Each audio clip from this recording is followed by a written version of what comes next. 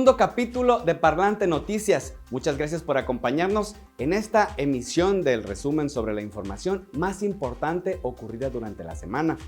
Estaremos hablando de varios temas, uno de ellos los actos de espionaje en las principales oficinas del gobierno estatal y por supuesto el tema más polémico en nuestro país, este mecanismo de participación ciudadana, la revocación de mandato a realizarse este domingo 10 de mayo. No se despegue de su dispositivo porque estos temas los estaremos tocando ampliamente más adelante. Y la semanera estuvo buena. Y aunque la temática se inclinó en un principio hacia los detalles del proceso de regularización de vehículos de procedencia extranjera, el gobernador Rubén Rocha Moya empezó a ser cuestionado por un software creado para labores de espionaje. Este software fue licitado por el exgobernador Quirino Ordaz Coppel, pero fue pagado y adquirido por la actual administración en una compra realizada a través de la Comisión Estatal de Búsqueda. La respuesta del gobernador Rocha fue a medias, pues el asunto será investigado, pero a cambio soltó la noticia que desde diciembre fueron detectados equipos de espionaje en el propio despacho del gobernador, en la oficina de la Secretaría General de Gobierno y en la Secretaría de Bienestar y Desarrollo Sustentable. Es decir, alguien vino y se metió y tiene hasta cámaras infrarrojas. Encontramos primero en la Secretaría de Bienestar, luego en la Secretaría de Finanzas, luego en la Secretaría de Gobierno, en mi despacho.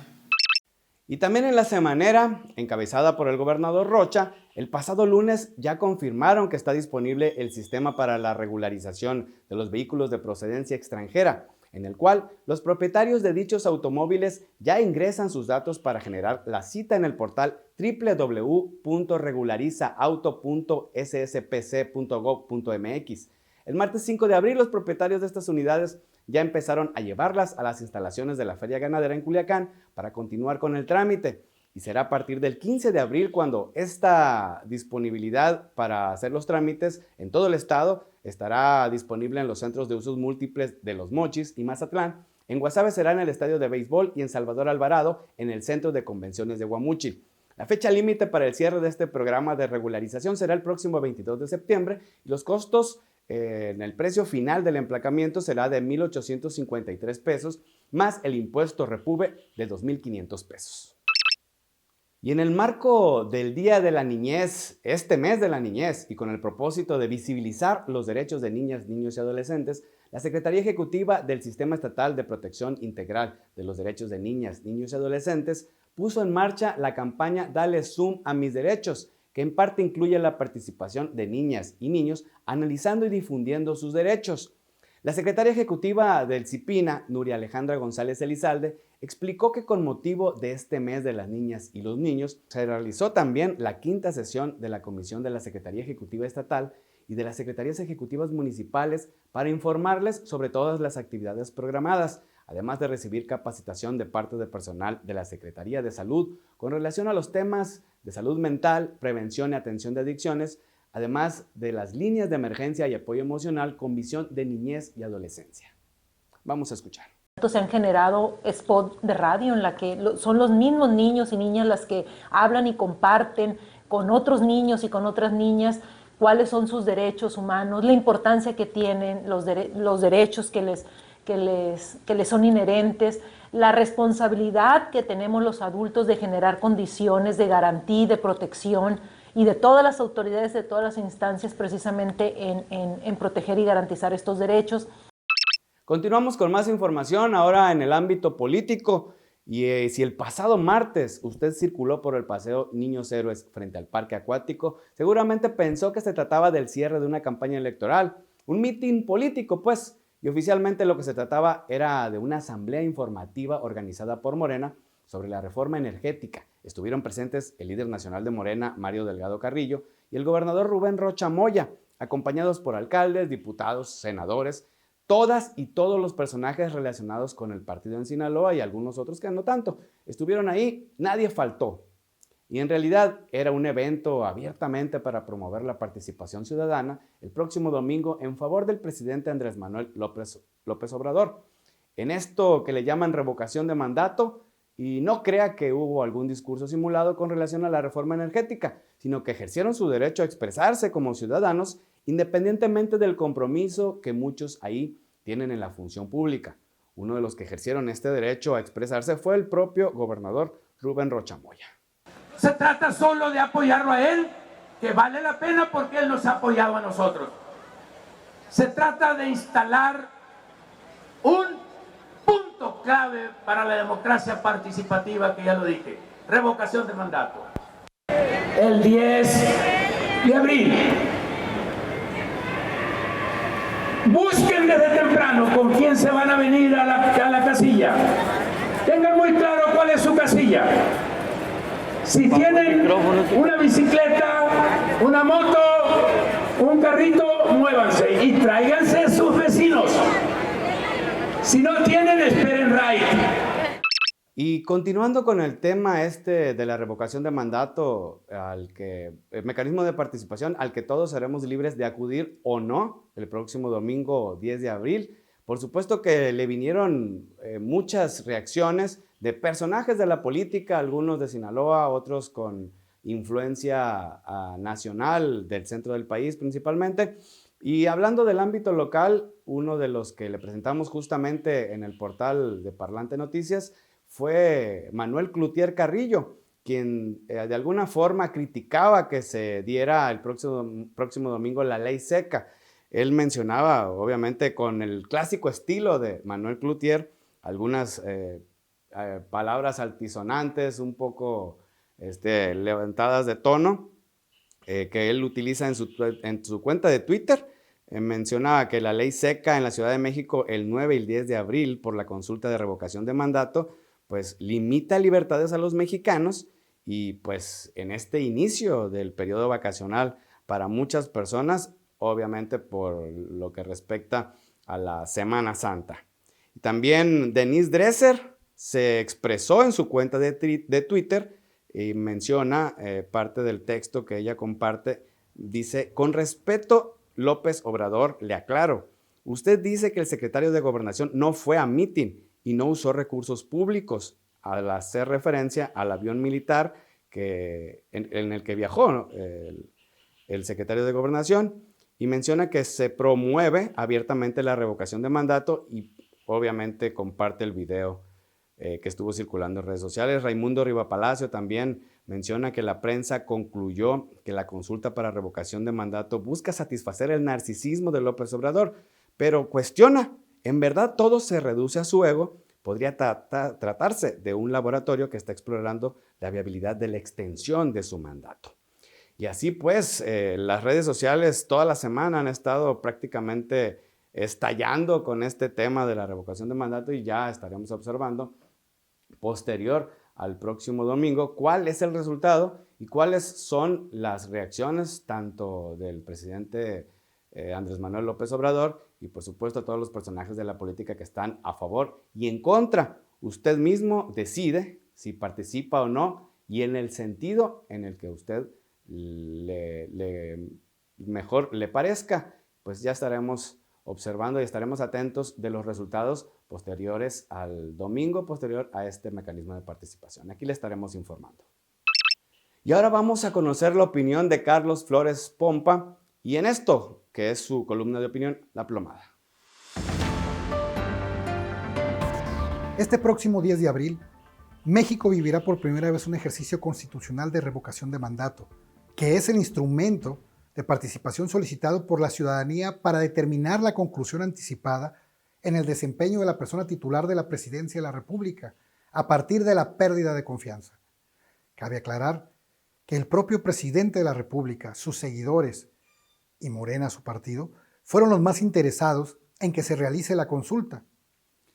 La pregunta que estará en la boleta será: ¿estás de acuerdo en que Andrés Manuel López Obrador, presidente de los Estados Unidos mexicanos, se le revoque el mandato por pérdida de confianza o siga en la presidencia de la República hasta que termine su periodo? Los resultados de la consulta podrían derivar en escenarios jamás antes vistos dentro de la política mexicana, mismo que no podríamos asegurar cuál sería el que resultaría. Lo que sí podemos asegurar es que sea cual sea el resultado, el presidente Andrés Manuel López Obrador será el protagonista y ganador indudable en todos ellos. Por eso el interés y la urgencia de sus seguidores para realizarla. Para que los resultados de la consulta tengan un efecto vinculante, se necesita la participación del 40% de las personas inscritas en el padrón electoral, que son más de 37.4 millones de personas. ¿Qué panoramas podríamos esperar? Primero de ellos pudiera ser que no se junte el 40% de la participación mínima. Los lineamientos establecidos por el INE indican que si no se consigue la participación del 40% de los electores, la consulta de revocación de mandato no tendrá ningún efecto. Sin importar el resultado, legalmente no pasaría nada y el presidente Andrés Manuel López Obrador continuará con su mandato hasta el 30 de septiembre de 2024, fecha en que se da por terminado su sexenio. En un segundo panorama, el presidente renuncia, aun si la consulta no reúne a la gente necesaria.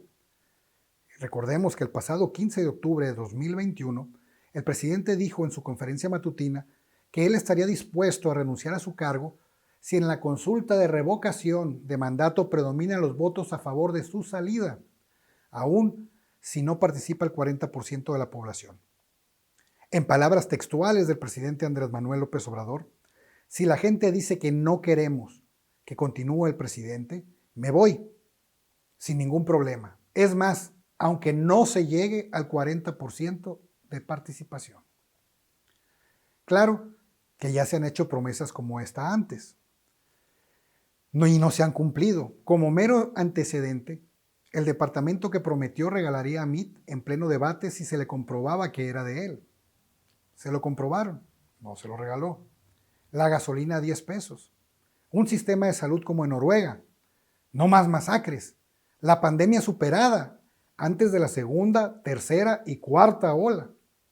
La venta y rifa del avión. Más transparencia en obras.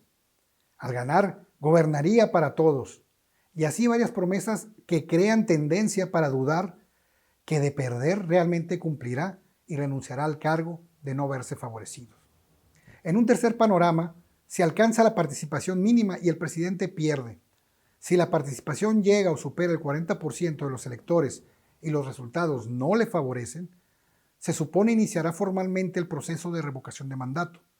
López Obrador deberá dejar el cargo y este será asumido por el presidente del Congreso, pero solo de manera temporal. De manera inmediata, los integrantes del Consejo de la Unión deberán debatir y nombrar en un lapso máximo de 30 días al nuevo presidente de México, que tendrá la tarea de conducir y concluir el actual sexenio. En un cuarto panorama, gana el sí para que AMLO siga y se junta el 40% del padrón electoral. En este caso, el presidente continuará su sexenio, las cosas seguirán tal y como están, nada más que ahora con el garrote de la popularidad más grande y grueso que nunca, para conducir la agenda nacional a su suprema voluntad y con el respaldo del pueblo como sustento en sus argumentos. Durante el transcurso del proceso, se han escuchado distintas voces que se oponen a asistir a las urnas, manifestando, entre otras razones, que ninguno de los gobiernos democráticos liberales en el mundo usan este mecanismo, solo aquellos gobiernos calificados como totalitarios. ¿Por qué la revocación de mandato si es un derecho de los ciudadanos agraviados y no del mandatario, su partido es el que lo solicita? Porque el presidente, su gobierno y Morena convirtieron la consulta pública en un acto de propaganda para enaltecer la figura del presidente. Porque convirtieron la consulta pública en un acto de propaganda para distraer la atención de la opinión pública sobre los problemas graves que hoy aquejan a México. Porque es un ejercicio que pretende sentar bases para la narrativa de una reelección en el 2024, entre otros. Es preciso señalar que este ha sido un proceso muy singular, ya que a pesar de la veda electoral impuesta por la misma ley de la materia, han existido un sinfín de señalamientos por violaciones que el mismo presidente de la República y un sinnúmero de funcionarios en los 3 niveles de gobiernos han realizado en franca intención por inducir el voto popular. Aprovechando de paso el baile para desprestigiar y golpear al Instituto Nacional Electoral, que es la institución que hoy organiza esta revocación. Y que a pesar de no haber recibido los recursos necesarios para operarla de manera idónea, ha dado muestra una vez más de ser una institución de excelencia de la que todos podemos sentirnos orgullosos y que además debemos cuidar. Este proceso de revocación de mandato tendrá un costo por casilla de 29,692 pesos, instalando un total de 57,000 casillas, lo que generaría un presupuesto total de 1,692.5 millones de pesos, que bien podríamos usarlos para la compra de medicamentos para los niños con cáncer o vacunas para los menores de edad. Carlos Flores, La Plomada.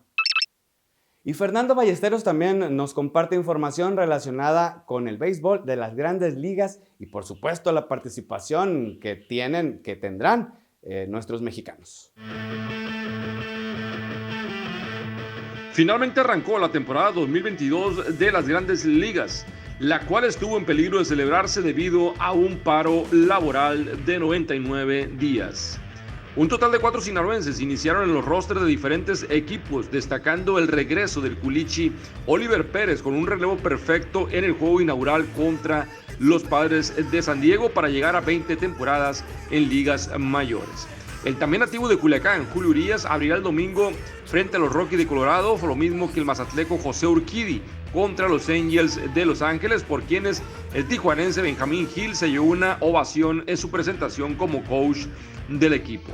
El mochitense Andrés Muñoz es uno de los relevistas importantes de los Marineros de Seattle.